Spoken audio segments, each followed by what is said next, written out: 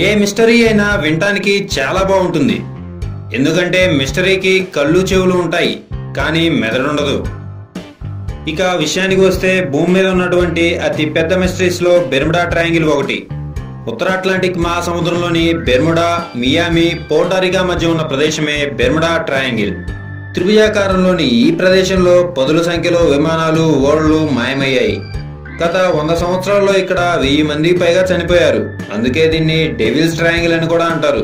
ఇలా జరగటం వల్ల ఈ సముద్రం అడుగున గ్రహాంతరవాసులు ఉన్నారని, వాళ్ళే ఇదంతా చేస్తున్నారని, లేక ఏదన్నా వింత శక్తులు ఉన్నాయని ప్రజలు నమ్ముతున్నారు. సరే, బెర్ముడా ట్రయాంగిల్ గురించి మనం లోతుగా అధ్యయనం చేస్తే దీని గురించి మొదట ప్రస్తావించింది క్రిస్టోఫర్ కొలంబస్. ఇతను ఈ ప్రదేశంలో ప్రయాణిస్తున్నప్పుడు అతని కంపాస్ సరిగా పనిచేయలేదని, అంతేకాకుండా ఆకాశంలో పెద్ద కాంతిని చూశానని తన పుస్తకంలో రాసుకున్నాడు. ఇంకా చెప్పాలంటే 1945 సంవత్సరంలో యుఎస్ నేవీకి చెందిన 14 మందితో ప్రయాణిస్తున్న విమానం బెర్ముడా ట్రయాంగిల్లోనే మాయమైంది. దీన్ని వెతకడానికి వెళ్లిన మరో 3 రక్షక విమానాలు కూడా తిరిగి రాలేదు. ఇలాగే ఇప్పటి వరకు 20 విమానాలు, 50 ఓడలు విపత్కర పరిస్థితుల్లో ప్రమాదానికి గురయ్యాయి. వాటి జాడ కూడా తెలియరాలేదు. మరి నిజంగానే ఇందులో విచిత్రాలు ఏమైనా జరుగుతున్నాయా? దీనికి సమాధానం చెప్పే ముందు మనం కొన్ని ప్రశ్నలు వేసుకోవాలి. మొదటిది, బెర్ముడా ట్రయాంగిల్ చిన్న ప్రదేశమా? నిజానికి బెర్ముడా ట్రయాంగిల్ ప్రదేశం ఖచ్చితంగా ఎంత ఉంటుందో ఎవ్వరికీ తెలియదు. ఎందుకంటే బెర్ముడా ట్రయాంగిల్ గురించి చాలా మంది రచయితలు రాసిన పుస్తకాల వల్ల ఎక్కువ మందికి తెలిసింది. ప్రమాదాలు ఒకే చోట జరగలేదు కాబట్టి ఒక్కో రచయిత ఒక్కో విధంగా ఈ ట్రయాంగిల్ వైశాల్యాన్ని రాశారు. మొత్తం మీద ఈ బెర్ముడా ట్రయాంగిల్ వైశాల్యం 12 లక్షల చదరపు కిలోమీటర్ల నుంచి 38 లక్షల చదరపు కిలోమీటర్ల వరకు ఉంటుంది. అంటే దాదాపుగా ఉత్తర భారతదేశం అంత ఉంటుంది.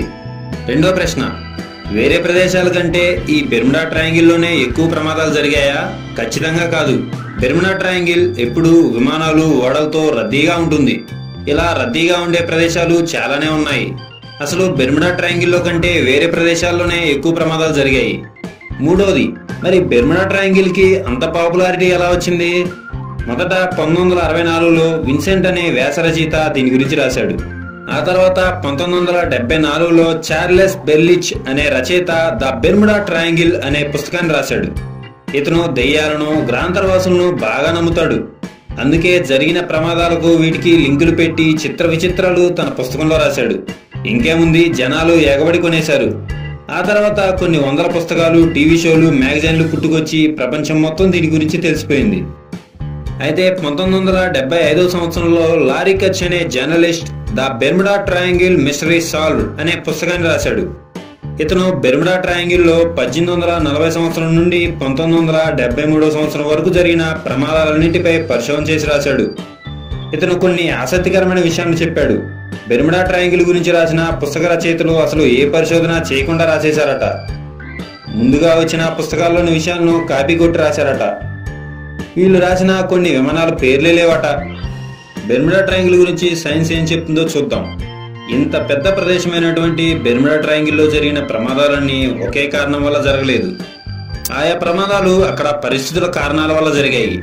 ముఖ్యంగా ఇక్కడ కంపాస్ తప్పుగా పనిచేస్తుంది. దీనివల్ల కూడా కొన్ని ప్రమాదాలు జరిగాయట. కంపాస్ తప్పుగా చూపించడంలో పెద్ద వింతేమీ లేదు. ఏ కంపాస్ అయినా నార్త్ వైపు చూపిస్తుంది. నిజానికి ఇది ఖచ్చితంగా నార్త్ కాదు.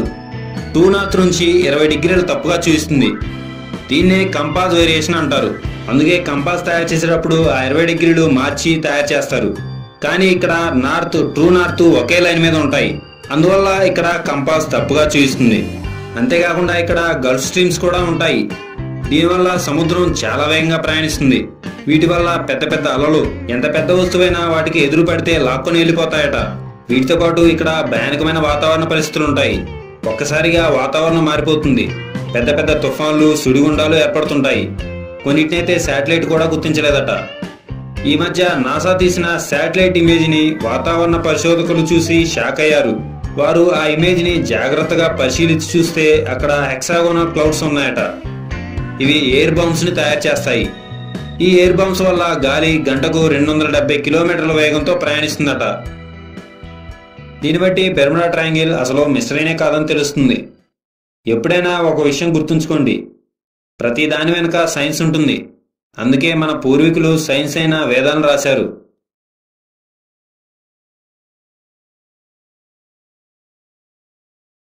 ఈ వీడియో చూసినందుకు మీకు ధన్యవాదాలు.